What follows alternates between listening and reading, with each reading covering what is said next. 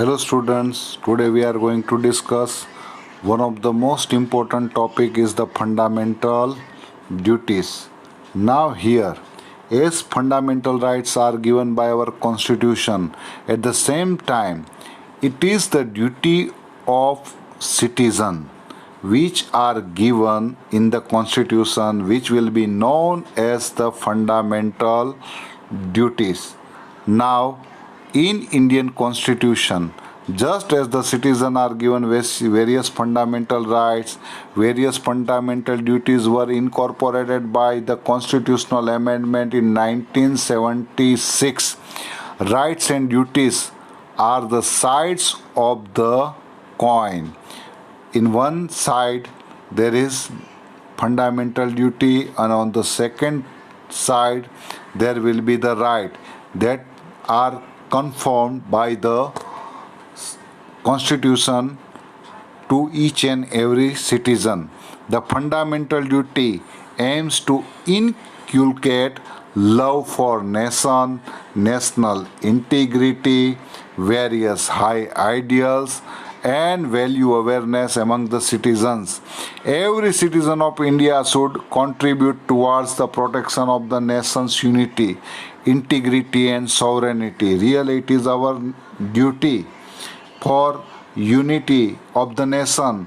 We will have to sacrifice, even we will have to maintain the integrity, and also at the same time for the sovereignty of our country, we will have to give anything. Following matters are included in the fundamental duties, which are to abide by the constitution, the respect of its ideal and institution, and the national flag and the national anthem. We should respect our national flag, and at the same time we will have to also give respect to the national anthem, to cherish and to follow the noble ideals which inspired our national struggle for the freedom. And we can say we should uphold and protect the sovereignty and the unity of integrity of India, and to defend the country and render national service when called upon to do so. Really, for example, nowadays may be possible if there might be a China attack and there might be a country's call for the protection of our motherland, we should gather and we should go for it, and we should promote the harmony and the spirit to common brotherhood amongst all the people of India, and to renounce practices derogatory to the dignity of woman, to value and preserve the rich heritage of our composite culture, to develop the scientific temper and humanism and the spirit of inquiry and reform, to safeguard public property and to abjure violence. Really, we should try to give safeguard to the public property. We should not damage it. We should not create any kind of the violence, and we should not try to make any kind of the destruction in such type of the activity. We should remove to try it. Even we will have to protect and improve the natural environment, and to have compassion for living creature.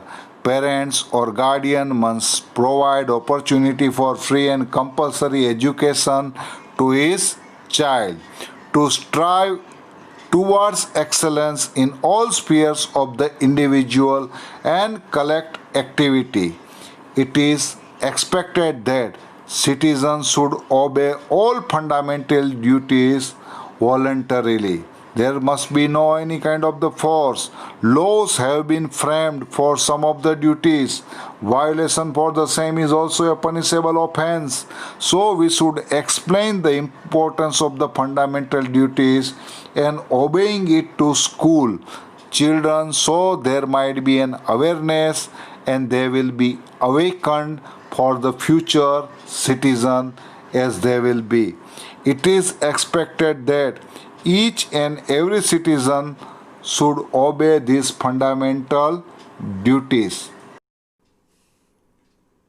Hello students, in part 4 of unit 9 of 9 standard social science, we shall discuss the directive principle of the state policy.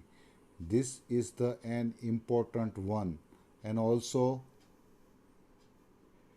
to learn about it, because we can have what are the objective of the direct principle of the state policy. Actually, the objective of the directive principle of the state policy is to give the guidance to the present, future, and center and state government in the policy making in the various policy related the field. The main objective of the principle is to see that any political, social, and economic justice should be available to all. No one can be dissatisfied, or no one can feel any unjust politically, socially, economically. So this justice must be maintained. This is the main objective of the principle of directive of the state policies. This principle do not serve legal rights or legal backing or legal utilization. Some rights are included in the Constitution in fundamental rights. They could be given at the same time, while some rights are included in the directive principles. As state administration becomes stable and strong, these rights can be given to the citizen in future. So it can be said that directive principle of the state policy are the precondition for the utilization of the fundamental right. Hello students, we shall discuss now in the part 5th directive principle for political and international relation. The main objective of this principle is to see that any political, social, and economic justice should be available to all citizens. Such a social structure should be established. So Dr. Baba Saheb Ambedkar considered them as the principle of the foundation. There is a section of the political and international principles in directive principles. Panchayati Raj should be established by the state, for which proper leadership officers and financial aid should be provided to conduct the work in free way. The state should separate its service from corporate mindedness, and it should be in liberty so the judge can be impartial, fearless, and courageous in rendering judgments. The state should make attempt to maintain international peace, security, to establish fair relation between nations, and to increase respect of the international law. International conflicts and disputed questions are solved peacefully by state through the arbitrator.